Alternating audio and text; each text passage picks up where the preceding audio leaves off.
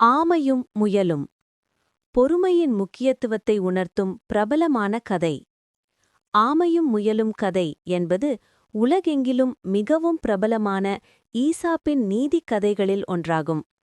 இது பொறுமை, விடாமுயற்சி மற்றும் கர்வத்தின் விளைவுகள் பற்றி முக்கியமான பாடங்களை கற்றுக் கொடுக்கிறது.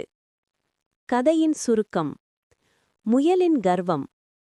காட்டில் வாழ்ந்த ஒரு முயல் தான் மிக வேகமாக ஓடக்கூடியவன் என்ற கர்வத்துடன் இருந்தது. மெதுவாக செல்லும் ஆமையை பார்த்து அது கேலியும் கிண்டலும் செய்தது. பந்தய அழைப்பு. முயலின் கர்வத்தை போக்க விரும்பிய ஆமை முயலை ஓட்டப்பந்தயத்திற்கு அழைத்தது. முயல் இதை சாதாரணமாக ஏற்றுக்கொண்டது. முயலின் அலட்சியம். பந்தயம் தொடங்கியது. முயல் மின்னல் வேகத்தில் ஓடி ஆமையை வெகு தூரம் பின்னுக்கு தள்ளியது.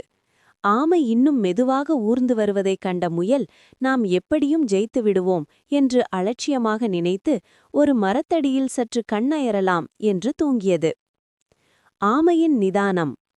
ஆமை தனது இயல்பான மெதுவான வேகத்தில் நிதானமாக தொடர்ந்து ஓடிக்கொண்டே இருந்தது.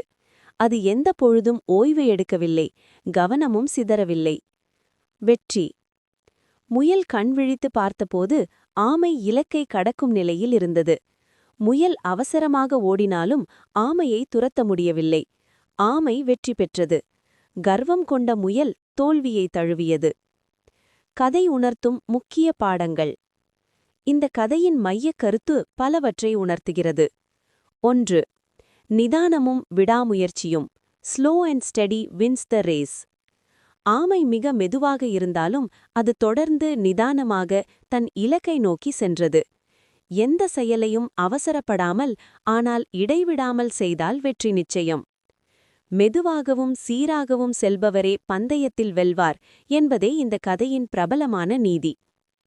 2. கர்வத்தின் விளைவு. Consequences of over confidence or bright.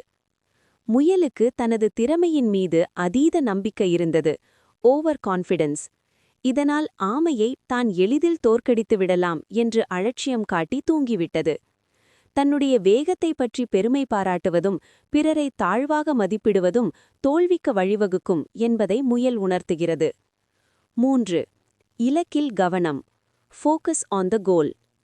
முயல் தன் வேகத்தால் கவரப்பட்டு தன் இலக்கிலிருந்து கவனத்தை சிதறவிட்டது. ஆனால் ஆமை அதன் வேகம் குறைவு என்றாலும் இலக்கை மட்டுமே மனதில் கொண்டு எந்த தடங்களுக்கும் இடம் கொடுக்காமல் தொடர்ந்து சென்றது. வாழ்க்கையில் வெற்றியடைய நம் இலக்கிலிருந்து கவனம் சிதறாமல் இருப்பது அவசியம்.